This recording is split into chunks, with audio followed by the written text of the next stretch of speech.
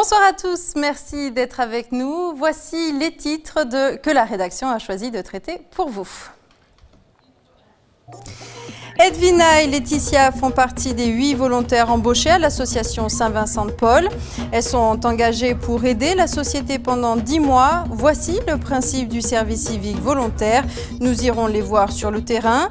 Et pour nous en parler, nous accueillerons sur notre plateau Frédéric Cid Massota, responsable du dispositif à la FOL.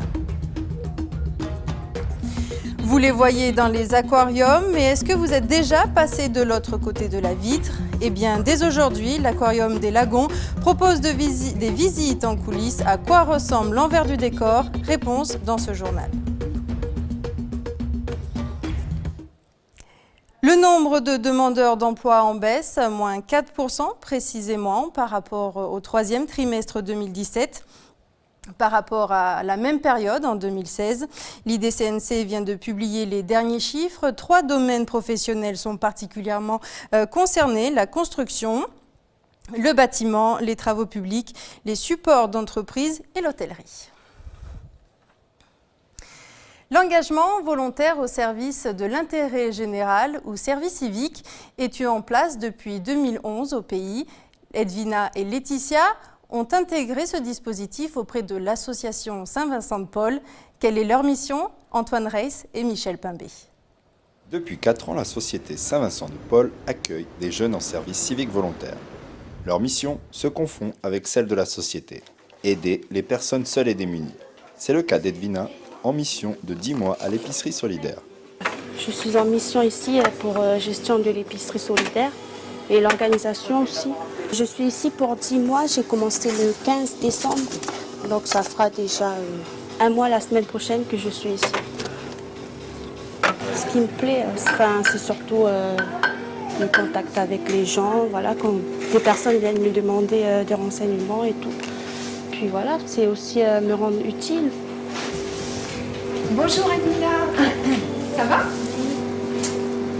En forme?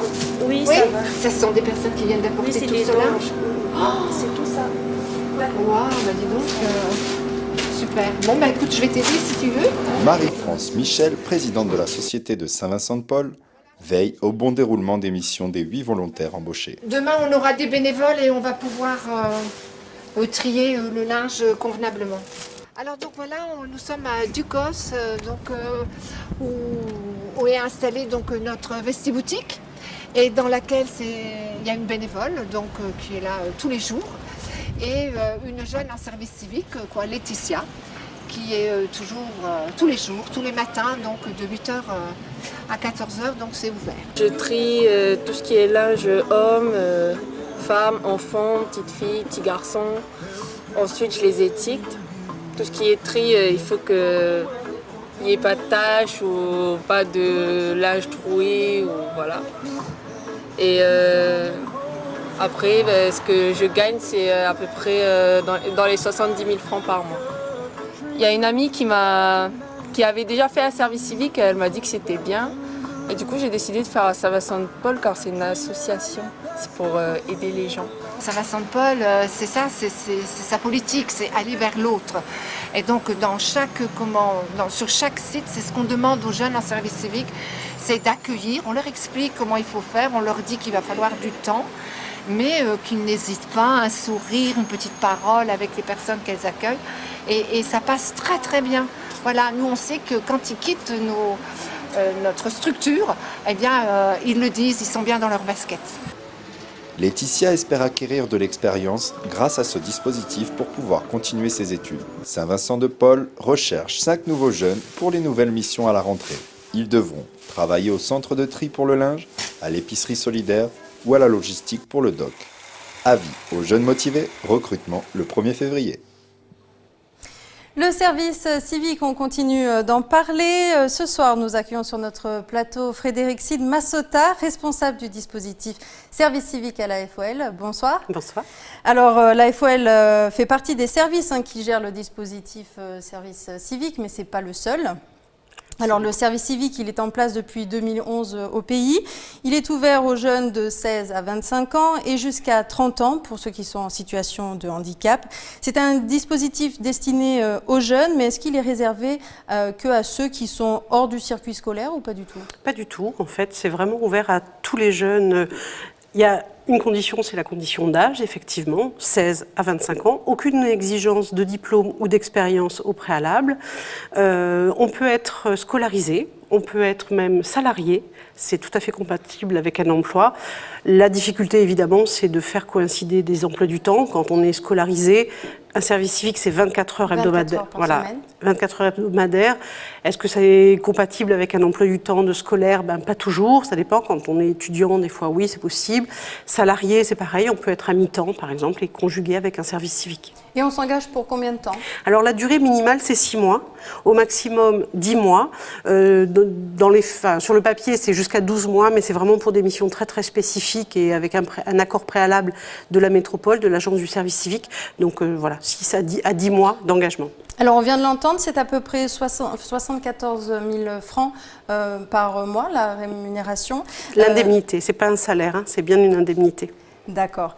Alors, on voit un certain intérêt pour les associations qui bénéficient des services civiques, mais quel est l'intérêt pour les jeunes?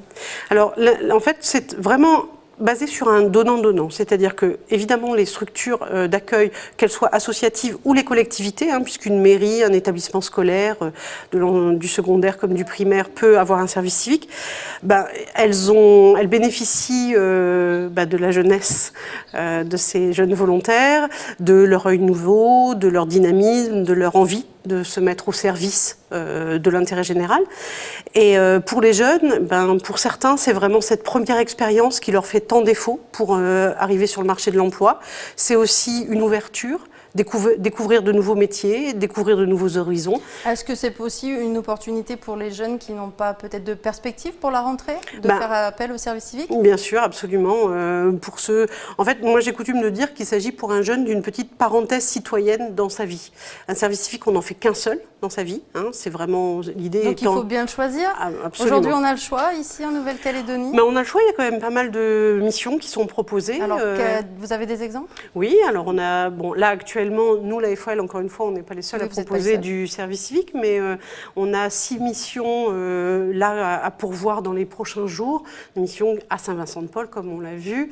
Dans un lycée également pour la rentrée, le lycée du Mont-d'Or qui cherche un jeune volontaire pour aider au centre de documentation.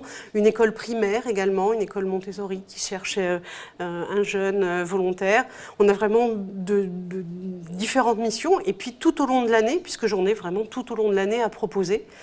Donc les jeunes qui sont intéressés, qu'ils se fassent connaître, c'est la première chose. Voilà, qu'ils se fassent connaître. Et pour cela, si on a besoin d'informations, vous pouvez vous renseigner sur le site de la FOL.nc dans la rubrique Vie associative. Voilà, et sur notre page Facebook qui est quand même très très active et sur laquelle toutes les annonces sont postées et auxquelles les jeunes ont l'habitude d'y aller. Frédérique Sidma-Sota, merci d'avoir répondu à notre invitation. Merci beaucoup. Il y en a de plus en plus de tortues vertes femelles en Australie. TV5 Monde relaye l'information. Le réchauffement climatique en serait la cause. En effet, le sexe de l'animal est déterminé par la température pendant la période d'incubation des œufs. Dans une étude de Current Biology, on apprend que cette évolution est liée à la hausse des températures pourrait menacer cette population parmi les plus importantes au monde. Et ces derniers jours, d'ailleurs, l'Australie a enregistré des records de chaleur. L'Express revient sur les 47,3 degrés Celsius enregistrés ce dimanche à Sydney. C'est la journée la plus chaude depuis 1939.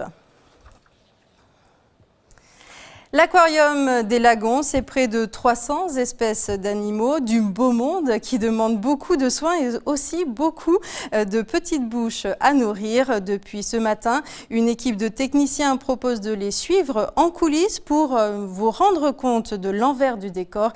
Eh bien, Chloé Yentao et Mara Lourdes l'avaient déjà testé pour vous. Regardez, c'est un aperçu de la vie cachée des pensionnaires.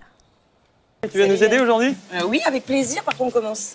Eh ben, écoute, on va préparer la nourriture des poissons, si tu veux bien. D'accord. Tu me suis? Allez. Allez, c'est parti. Donc voilà, il y a la table de découpe. Voilà, faut continuer en fait à la découpe du poisson. J'ai l'impression de bosser au marché en fait. Ouais, c'est un peu ça. C'est un peu ça l'idée. Ça va, c'est pas compliqué, hein.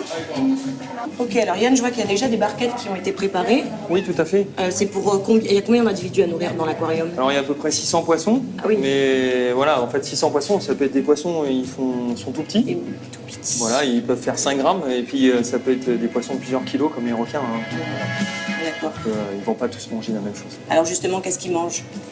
Alors les poissons mangent du poisson principalement. Après on varie un petit peu avec du calamar, des moules, des crevettes et également des brocolis pour les poissons herbivores. D'accord. Et puis on a aussi des tortues. Oui. Donc les tortues principalement on les nourrit avec des brocolis. 5 kg de brocolis et 3 kg de thon tous les jours. Allez, on prend la nourriture. Allez, pour les tortues et puis c'est parti. Allez, go. Ok, donc là, on va pouvoir les nourrir. Elles ont 1 an. Ok. Et tu peux, en fait, avec la pince, prendre un petit éperlan et tu vas voir, elles vont assez rapidement venir le chercher. Les filles. Ok, hop. Et voilà. Elle a super faim. Moi. Oh là là, vorace. Oh, elle est trop mimi. Trop mimi. Sachez que les visites en coulisses sont payantes, comptez à peu près 30 000 francs par personne et 3 000 francs par personne et sous réservation. Voilà, c'est la fin de cette édition. Merci de nous avoir suivis. Je vous retrouve demain à la même heure, à 18 h, pour une nouvelle page d'information. À demain.